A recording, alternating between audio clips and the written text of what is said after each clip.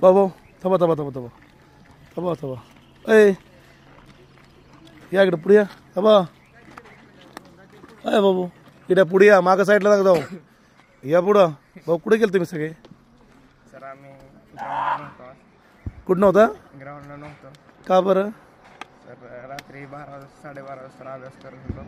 बर 5:30ला कॉलिंग असते आमची 5:30ला उठलो नाही